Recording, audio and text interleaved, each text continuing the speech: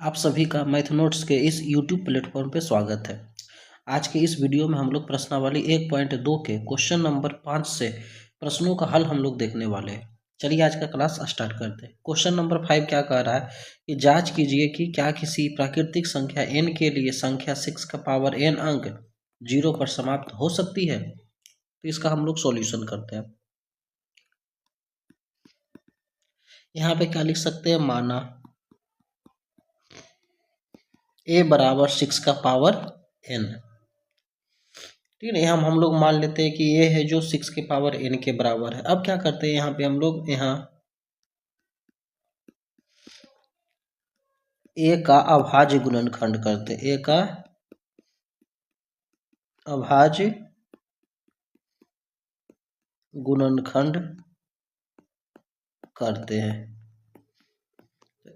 a का अभाज्य गुणनखंड अर्थात 6 के पावर n का अभाज्य गुणनखंड करेंगे तो 6 को हम लोग लिख सकते हैं 2 गुना 3 का पावर n।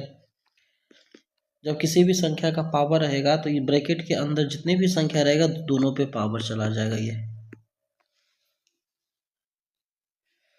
हम लोग यहाँ क्या देख रहे हैं कि a का पावर जो है a बराबर है 6 के पावर n। जब इसका अभाज्य का गुणनखंड करते हैं तो ये 2 के पावर n इंटू 3 के पावर n के रूप में प्राप्त होता है। यहाँ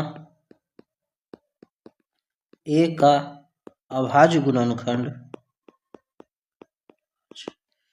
a का अभाज्य अद्वितीय गुणनखंड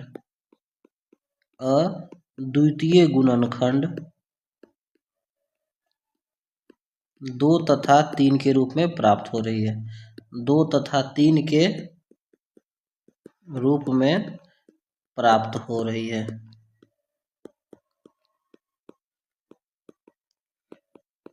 इसके साथ हम लोग लिख सकते हैं कि हम जानते हैं कि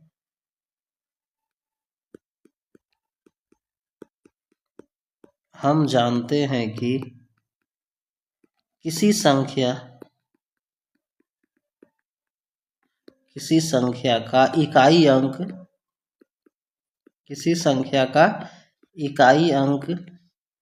इकाई अंक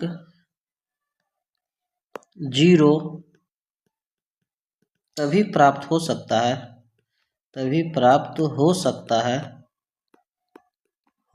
है जब उसका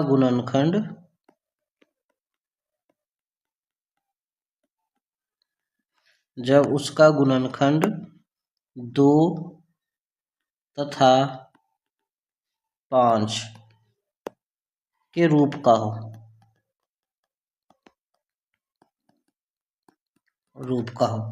कोई भी संख्या का इकाई अंक 0 होगा तब जब उसका गुणनखंड 2 या 5 के रूप का हो। लेकिन यहाँ पे हम लोग क्या देख रहे हैं, यहाँ जब हम 6 का गुणनखंड करते हैं तो 2 और 3 के रूप में प्राप्त होता है। अंक गणित की आधारभूत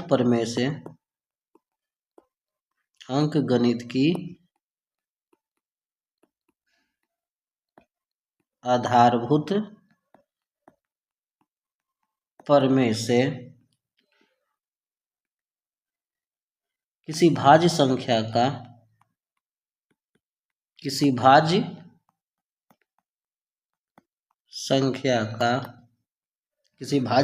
का अभाज्य संख्या के गुणनखंड के रूप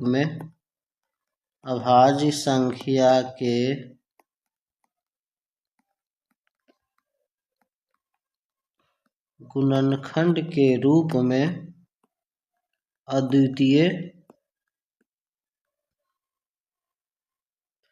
अद्वितीय तरीके से लिखा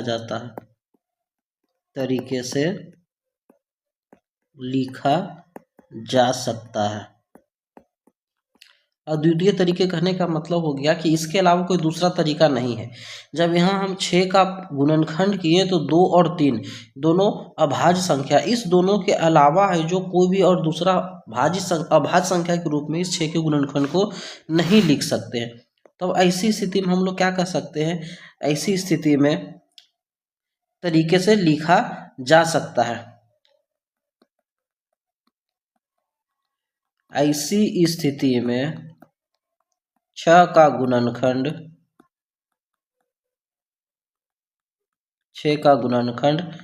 कभी भी 5 के रूप में नहीं आ सकता, 5 के रूप में प्राप्त नहीं हो सकता, प्राप्त नहीं हो सकता है। अतः यहाँ अंतिम में लिख देंगे, अतः 6 के पावर n अंक कभी भी 0 पर समाप्त नहीं हो सकती, कभी भी 0 पर समाप्त नहीं हो सकती है। ये आंसर आपका हो जाएगा। इस तरीका से हम लोग इस क्वेश्चन को बना सकते हैं।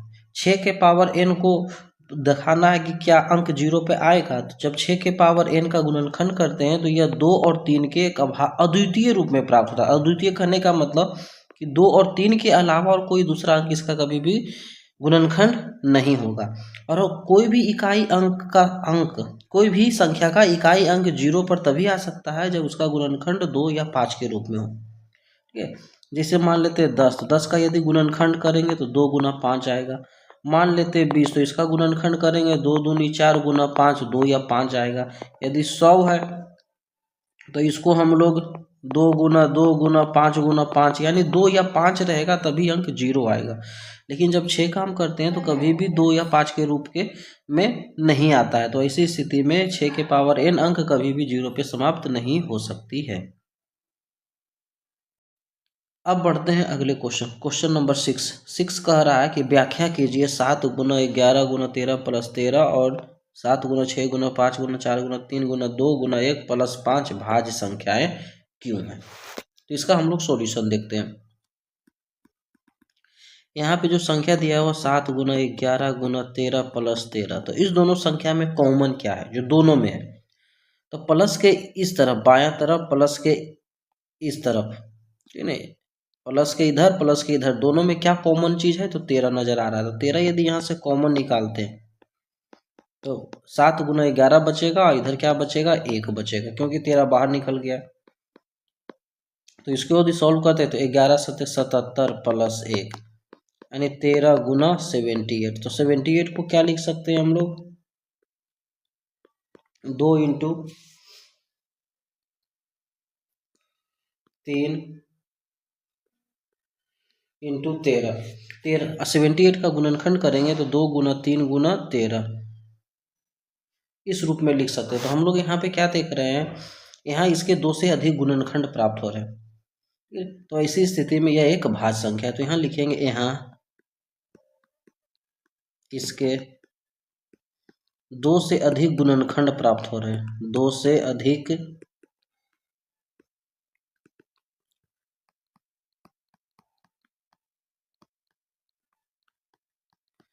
गुणनखंड प्राप्त हो रहे हैं, इसलिए यह एक भाज्य संख्या है, यह एक भाज्य संख्या है। भाज्य संख्या उसे कहते हैं जिसके 2 से अधिक गुणनखंड। तो इसके गुणनखंड तक 13 2 3 13 इतने प्राप्त हो रहे हैं, तो यह एक भाज्य संख्या है। सेम इसी तरीका से हम लोग इस क्वेश्चन को भी बनाएंगे। तो ऐसी स्थिति में इस दोनों में क्या कॉमन नजर आ रहा है, तो यदि यहाँ लिख करके हम लोग बनाते हैं 4 गुना 3 गुना 2 गुना 1 और प्लस 5, तो इस दोनों में 5 कॉमन नजर आ रहा है। 5 यदि बाहर निकालेंगे तो अंदर में बचेगा 5, यहाँ से बाहर निकल गया ये, तो 4 बचेगा, 3 गुना 2 और प्लस में 5 से 5 निकल गया बाहर तो 1 बचेगा। 5 इसको गुना करते हैं तो 3 दूनी 6, 6 चौक 24, 24 चौक 44, 144 में 7 का गुना करेंगे, 7 चौक 28 के 8 हाथ में 2, 14 7 98 200, 1008 प्लस 1 यानी इसको लिखेंगे तो 1009 के रूप में लिखाएगा, 5 गुना 1009। अब 1009 जो संख्या है यह एक अभाज्य संख्या प्राप्त होती है। तो ऐसी स्थिति में इसको 5 गुना 1009 गुना 1 भी कर सकते हैं। तो यहाँ भी इसके 2 से अधिक गुणनखंड प्राप्त हो रहे हैं, तो यह एक भाज्य संख्या होगी। यहाँ लिखेंगे हम लोग 5 गुना 1000 9 गुना 1 के रूप में लिख सकते हैं। तो यहाँ इसके 2 से अधिक गुणनखंड प्राप्त हो रहे हैं, 2 से अधिक गुणनखंड प्राप्त हो रहे हैं, इसलिए यह एक भाज्य संख्या है।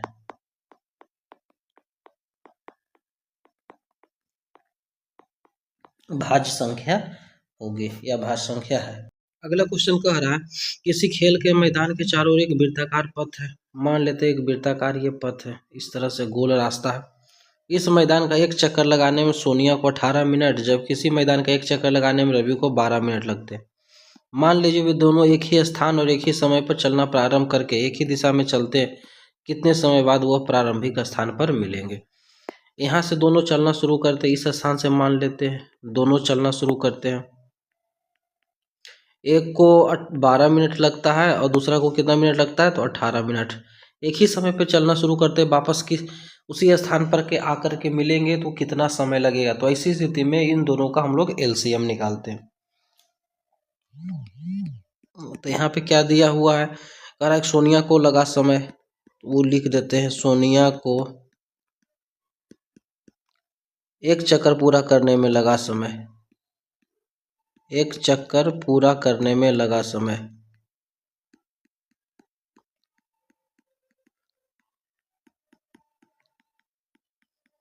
बराबर 18 मिनट।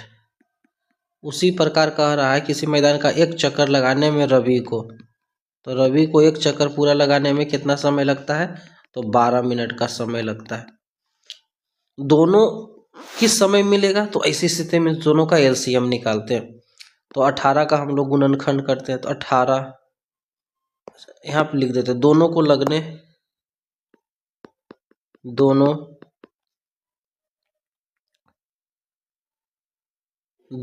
पुनः प्रारंभिक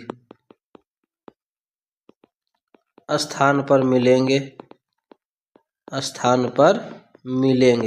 तो कब मिलेंगे, तो ये हो जाएगा एलसीएम ऑफ 18 और 12। इस दोनों का एलसीएम होगा जो उसी जितना एलसीएम आएगा उसी समय वो दोनों मिलेंगे। तो 18 का हम लोग एलसीएम निकालते हैं तो गुणनखंड विधि का प्रयोग करते हैं, 2 से लगाएंगे 9 बार में, 3 से लगाएंगे 3 बार में। उसी प्रकार 12 का यदि हम गुणनखंड करते हैं 2 से लगाएंगे 6 बार में, 2 से लगेगा ये 3 बार में। तो 18 को क्या लिख सकते हैं, 2 गुना 3 गुना 3, और 12 को क्या लिखेंगे, 2 गुना 2 गुना 3। तो इसका एलसीएम सबसे पहला काम करेंगे, जो कॉमन है दोनों में उसको लिखते हैं, और जो नहीं मिल रहा है उसे भी लिखेंगे। तो 3 तिया 9, 9 चौक 36, यानी 36 मिनट का वो समय लगेगा। 36 मिनट में वापस वे दोनों मिल जाएंगे। यही इस क्वेश्चन का क्या होगा, आंसर होगा। इसी प्रकार क्वेश्चन देता है कि ट्रैफिक लाइट में 3 सिग्नल है, ट्रैफिक लाइट में 3 सिग्नल है, ठीक है। इस तरह का क्वेश्चन रहता है कि तीनों एक साथ यदि मान लेते हैं कि 5 बजे बजा, 5 बजे चेंज हुआ है, तो अगली बार कितने बजे चेंज होगा। तो ऐसी स्थिति में भी हम लोग क्या करते हैं, एलसीएम के द्वारा ही इस क्वेश्चन का सॉल्यूशन होता है।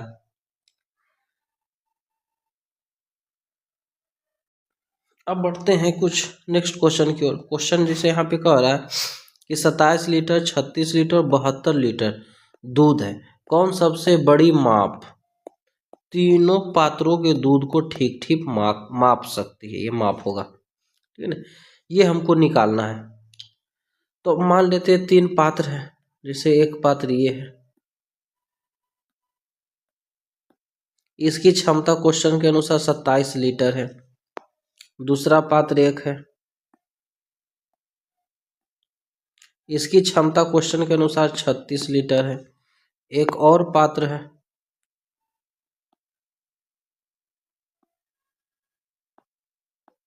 जिसकी क्षमता 72 लीटर है। तो वह सबसे बड़ी माप हमको निकालना है जो तीनों बर्तन के दूध को माप सके।